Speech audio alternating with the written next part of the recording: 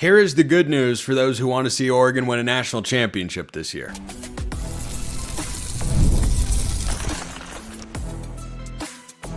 You are Locked On Ducks, your daily podcast on the Oregon Ducks. Part of the Locked On Podcast Network, your team every day. Yes, it is that time once again for Locked On Ducks. I'm your host, Spencer McLaughlin, and thank you so much for making this your first listen or your first view of the day, part of the Locked On Podcast Network, your team every day, and your number one source to stay up to date with the Ducks. True freshmen beyond Dakorien Moore that can play, they're out there. It's tough. It's tough, but it's not impossible. Oregon softball is going to Oklahoma City. Oregon baseball hosting a regional. Thoughts on all that coming up on today's show. But first, we're diving right into the mailbag today. This question came from a Locked On Ducks insider asking, how do we compare against Texas, Ohio State, Notre Dame, Clemson, and Georgia? Good list of top teams in college football right there. Left out Alabama, curiously enough. 1 year not winning 10 games, and Alabama's just out of everybody's mind. Just saying. And Georgia, given that they all have new starters, new transfers, and new chemistry issues to deal with. So, the good news for the Ducks in a season where they're turning over a lot is they're not the only team. Now, Texas doesn't turn over quite as much, and I'd say that their quarterback situation is slightly, but not entirely, more proven than Oregon's with Arch Manning there, just because I've seen Arch start a few games. Had more success than Dante Moore did during his time at UCLA, but that was Arch at Texas. We haven't actually seen Dante Moore start a game at Oregon yet, of course. So from a recruiting standpoint, Oregon having pulled in back-to-back top 5 classes and 3 consecutive top 10 classes, the level of talent that'll be on the field or that is on the roster stacks up very favorably, quite frankly, to any team in all of college football. The question is whether that talent gets maximized. And this is why I do value the returning production metric in college football, because there are a lot of players in position groups, I think, every single year that you don't necessarily give enough credit to when you're watching. Maybe they don't garner all the stats or the attention or the awards or whatnot, and you don't feel their impact until they leave. And I don't think that'll be the case with a guy like Jabbar Muhammad. Wow. Let me try that sentence again. I don't think that'll be the case with a guy like Jabbar Muhammad this year for the Ducks. Could be. Could be. You go 2022 to 2023, for instance, you felt Christian Gonzalez's loss at times more than you felt his impact in 22. Not that he didn't make impact plays, but a guy like that just takes away a receiver, takes away a part of the field, hey, you don't get the sense he's doing a whole heck of a lot, even though he is. So I don't think we can say definitively where or when, or maybe if at all, you'll miss a guy like Jeff Bassa or Jamari Caldwell. Just a couple of guys who I think last year, Bassa partially because of the injury, but I thought got better once he came back. Caldwell, not the most, I think he was the lowest drafted of Oregon's 3 defensive linemen that got taken. But again, just kind of a guy who's there. I like what Oregon's done on the defensive line. But my point here is compared to those specific programs that you listed, Oregon and Clemson are the most different. And I think once again, Oregon, Ohio State are in a very similar camp. The way those programs have recruited is going to pay off because you're just going to have the ability to out-talent a lot of teams on your schedule. Not every team on the schedule, but a lot of teams on the schedule. The number of teams that can make up for that talent gap with just incredible coaching and game management, think Jonathan Smith in the Civil War back in 2022, it's few and far between. It's not non-existent, but it's definitely a difficult thing to find. So I do think there is a similar thread amongst all those teams that you listed, except for Clemson. Georgia's replacing a lot, unproven at quarterback. Ohio State's replacing a lot, unproven at quarterback. Talented, but unproven. Notre Dame's replacing a lot. I don't think I think Notre Dame is the most sustainable outside of Clemson of the bunch. And then Texas replacing a good amount. I think Texas has got a ton of returning talent, though, and Arch Manning, though, is a question at quarterback. So compared to the rest of the elite teams in college football, Oregon is not that different. They are not. Now, I talked about Penn State a lot on yesterday's show. You left them out of that particular group of teams. I don't know if you did that intentionally or if you're just listing a bunch of big brands, but Penn State and Clemson are two teams right now that I'd probably pick to meet in the national championship game. I'd maybe put Texas into the fold just because I like Steve Sarkisian as a head coach. He has changed my mind about him a lot over the last few years, but I think Oregon is squarely positioned to be in that fold, in that mix. I just don't have the confidence right now that they can separate from a bunch of others as they did a season ago because of the relative lack of experience. But the good news, and the way that I could see my opinion there being wrong is that Oregon's first 4 games are very favorable. You've got 3 of them at home, and the one on the road is Northwestern. Should be a solid 4-0 start. So as you're working in all these new pieces, you're not exactly going through a gauntlet till you get to that Penn State game where just everything favors the Nittany Lions on paper in that particular game. Another question came in from an insider. Can you see Ducks versus Ohio State as a possible Big Ten title game this year? And if so, what kind of odds do our Ducks have? I'm so glad you asked about the odds provided by our friends at FanDuel, of course, because I would just like to credit myself and Zach Sako of Locked On Nittany Lions, who have been beating this drum all offseason, that Penn State should be viewed as the favorites in the Big Ten. They should have all the pressure and expectations of winning the conference this year. They don't. They have, however, moved up into a tie with Oregon for the second best odds to win the Big Ten. Some say it's the power of Locked On. I'm just repeating what I have heard along the grapevine from so many people out there. So many people all over the place. So the literal odds would be Oregon has the second best chance to win the Big Ten. The odds of a Penn State or of an Ohio State rematch in the Big Ten championship game, very possible. Very possible because Ohio State plays the number 2 team now. Penn State are tied for second in odds, and the team that's third in odds, according to FanDuel, Michigan. So if they win both those games, Ohio State will in fact be in the Big Ten championship game. The only chance Ohio State isn't there is if they lose to Penn State at home or Michigan on the road, and then tiebreakers favor Oregon or Penn State or Michigan or someone else that could surprise and Illinois get into the full. I'm like only half joking there on Illinois. Their schedule kind of works out. Kind of. Like it's kind of tough, but I don't know. Illinois is a good football team. And they were a good football team last year. Oregon was a great football team last year, hence why they beat them pretty soundly. But there is a chance. Last year it was all set up, and then Ohio State lost to Michigan. Which, if that doesn't happen, I don't need to go down that rabbit hole. But it would have worked out a lot better for the Ducks. But I think that for a potential showdown with Ohio State, greater than 30%, less than 50% chance.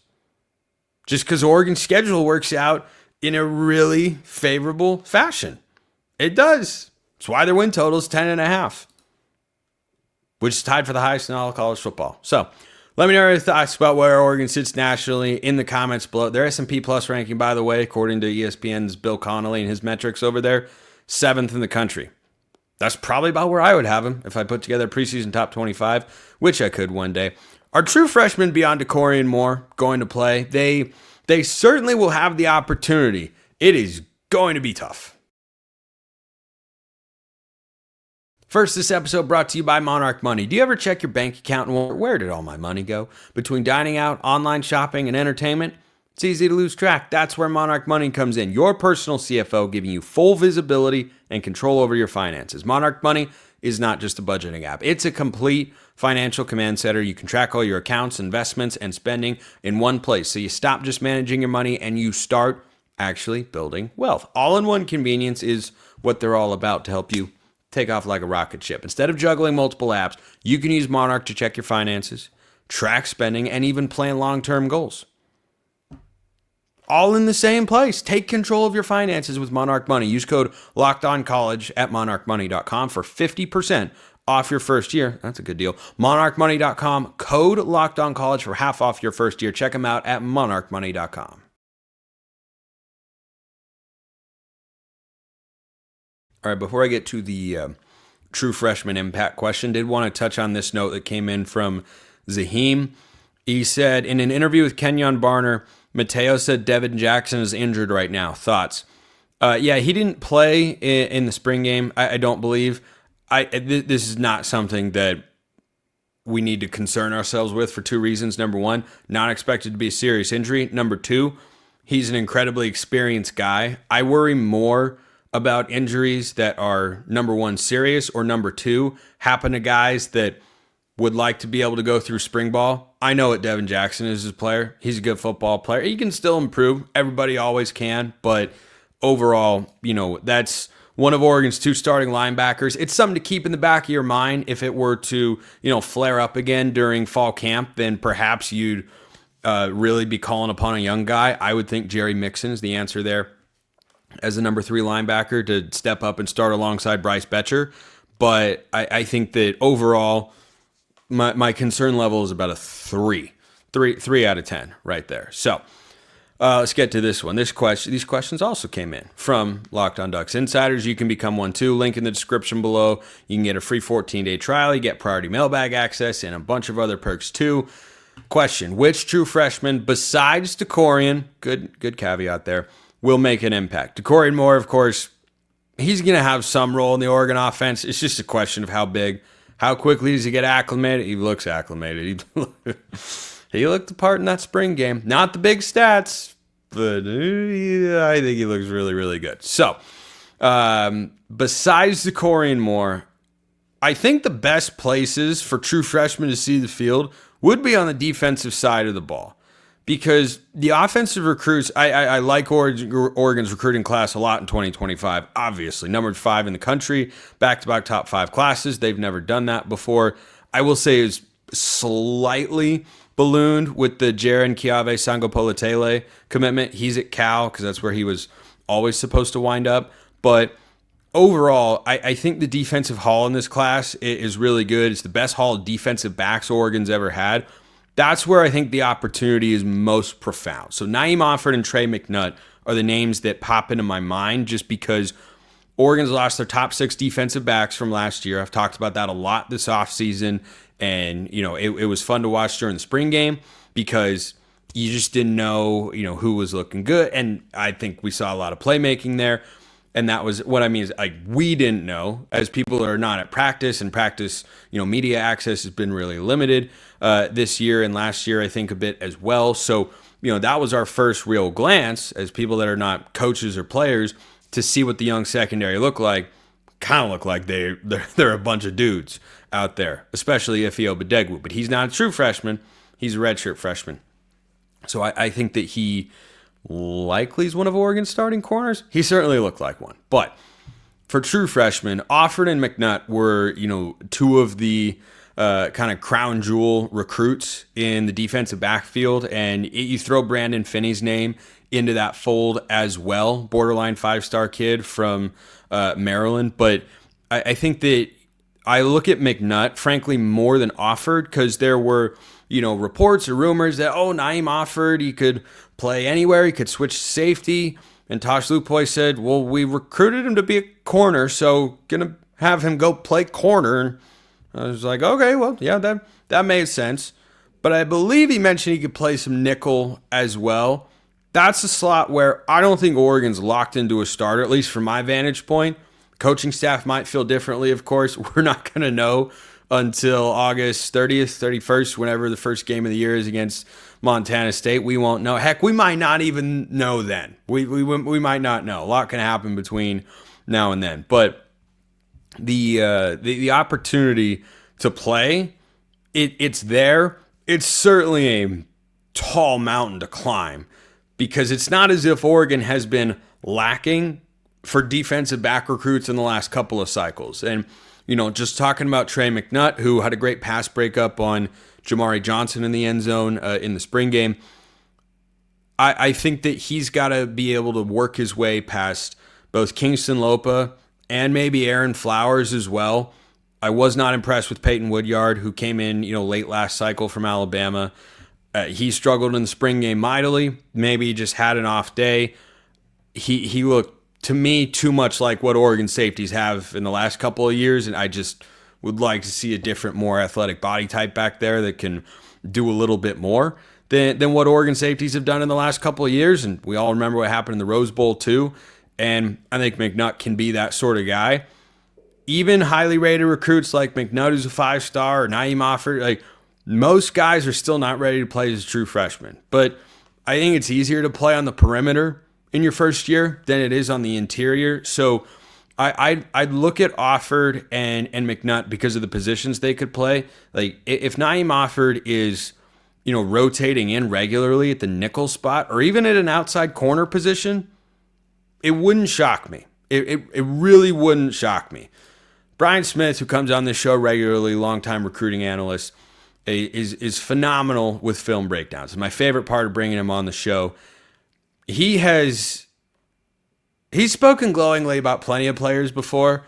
His face lights up talking about Naeem Offord. Like it is a different level of energy. And sometimes, and Brian's great, I bring him on the show and throw jabs at him all the time, just because he thinks I'm a total dweeb, and that's why I think it's fun. But the way that he talks about Offord has always been different from the time he was recruited to the time he was committed. Like Brian has always been, no, that guy probably going to see the field. Does it work out for Oregon's depth chart this year? We'll see, just because there are other guys. And what Kingston Lopa did in the Big Ten championship game to help out against Tyler Warren, pretty impressive stuff. Is he ready to do everything else, or is he still in that specialist role? We don't really know. There are a lot of questions. There's still a lot of questions other than Dylan Thieneman. That's one starting safety. That's the only thing I know about this Oregon secondary, and I think that's fun. I think that's what makes it fun. But those would be the two guys just because of the position they play. I think that as a true freshman have the best chance to see the field this year. Another one came in. This is for the good old Spencer scale of agreement. You send in a take, hot, cold, or Goldilocks right in between, and I give you a 1 to 10 level of how I agree with it. Oregon will have 4 players with at least 6 sacks. Oof. Tatum Tuioti, Bear Alexander, Amari Washington. I am chair of the Amari Washington fan club, so I like that. And Mateo. Okay, so Mateo, barring an injury, is a lock. He had 10.5 last year, led the Big Ten. No way Mateo is under 6 sacks. That's not going to happen. 4 players with at least 6. Boy. Last year's stats make it tough. So Mateo, 10.5. Tatum Tuioti had 5.5. With more playing time, not unreasonable to see that he gets past that number. Here's where this take starts to get a little bit steamier. Derek Harmon last year had 5 sacks. First round pick. Jamari Caldwell, 3rd round pick. 0 sacks, according to the Oregon Stats website. More of a run stuffer sort of guy. 4.5 TFLs, no sacks. So on Spencer's scale of agreement, I'll go with a 4 because I think the talent is really good in that room. I think two of those guys having 6 sacks or more, I'm probably at a 9.5. 4, we're going to drop it down to a 4. I can see it. I can definitely see it. You also have to factor in how many pass-happy offenses will you go against that'll actually give you the chance to get after the quarterback, and that number is not always as big in the Big Ten as it used to be in the Pac-12. RIP. And yeah, I'll go with a 4. I'll go with a 4 on Spencer's scale of agreement there. Love those segments. Keep them coming. Keep them rolling in. Spring sports just keep on winning. The good times keep rolling. I had the crossover yesterday with Seiko, of course, so I didn't yet react to Oregon softball appearance, but I will because it was awesome.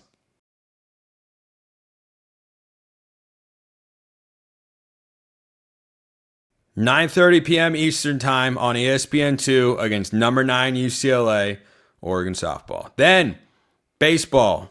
The regional is in Eugene. Get to PK Park this weekend. No excuses, no nothing. Just get to PK Park. Just like you got to the Jane Sanders Stadium was rocking. It was absolutely, positively rocking. And it was so awesome to see. And Oregon softball is going to the Women's College World Series, where I have been personally. It's phenomenal. Talk about that more in a moment. But they're going there for the first time since 2018 and for the first time in Melissa Lombardi's tenure. And let that be a lesson to us as football fans that it can take a long time to break through, because Melissa Lombardi's a really good coach, has had a really good program with a bunch of great players. And this is the first time they've gotten all the way to the Women's College World Series. But, my two keys going into the Super Regional with Liberty, shout out to the Flames.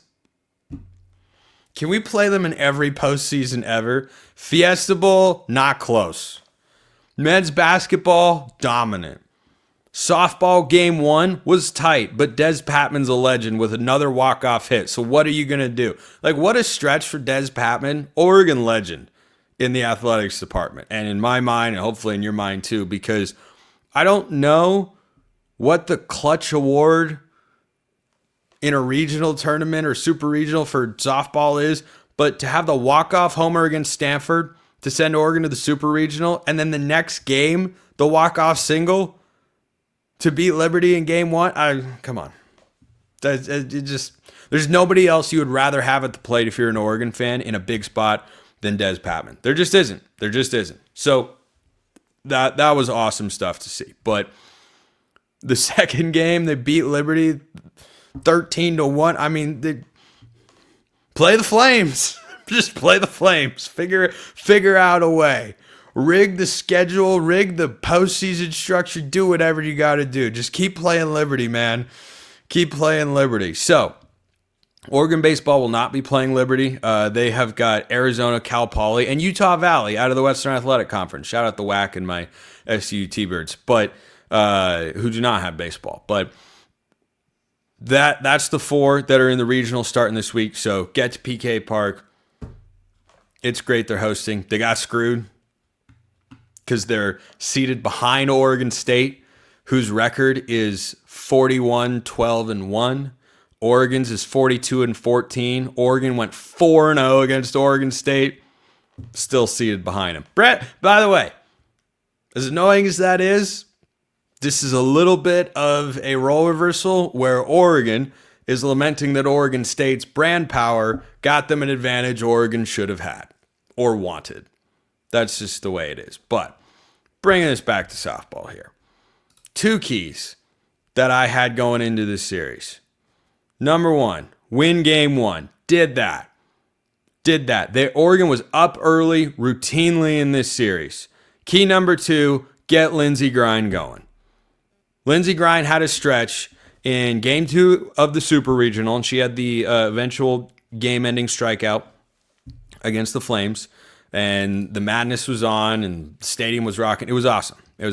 She had a stretch where she retired, I believe it was 19 batters in a row, 19 batters in a row, and then someone reached on an infield single, and then she put the clamps down. Lindsey Grine has been Oregon's most used, and not by ERA, but when you factor in the ERA and the innings pitched, she has been Oregon's best pitcher this year. The whole staff. Stacey Chambers has become an absolute weapon. Her cutter is nasty. Absolutely nasty. I think in softball, I call it a curveball. I have a baseball mind. I see it as a cutter. It's filthy. But she hadn't been used a ton. She's been dialed in coming in out of the bullpen and relief appearances. Absolutely phenomenal. But my biggest concern going into the series was, hey, this Liberty team can clearly hit. They had 5 girls hitting over 330 on the season. Now, averages are higher in softball, for those who don't know, than they typically are in baseball. You've got a bigger bat, longer ball. It's just a sport that plays more heavily to contact. Still, Texas A&M learned they can hit the ball. And Oregon's pitching staff was so good. I mean, so good. And the bats were a little wobbly in the first game, but did enough, came through, found a way, despite the whole the challenge. I give Liberty's coach credit frankly. She clearly saw that when Oregon would steal bases, players' feet would come off the bag. There was a whole debate about it, about, when is she leaving the bag and what if she reestablishes. It says her foot's got to be on the bag when the ball's released, but I understand the umpire's interpretation saying that if her foot flutters off the bag and there's nothing touching it, that's the first moment that she's left the bag. It doesn't matter now. The adjustment was made because that's what good coaches do. Liberty tried to challenge the same thing in game 2 unsuccessfully. So it's over. In the past, Oregon's made the adjustment. Don't overcomplicate things. Someone finds a weakness in you, make an adjustment, fix it, boom, on to the next one. But the bats got hot in game 2, but the pitching staff was just so darn good. So darn good. And, Liberty had scored, I think, at least six runs in every game in their 3-game regional series with Texas A&M, the number 1 overall seed. And yeah, that absolutely benefited Oregon, that they faced Liberty and they didn't have to face Texas A&M, and they got to host Super Regional. Guess what? They went out and took advantage.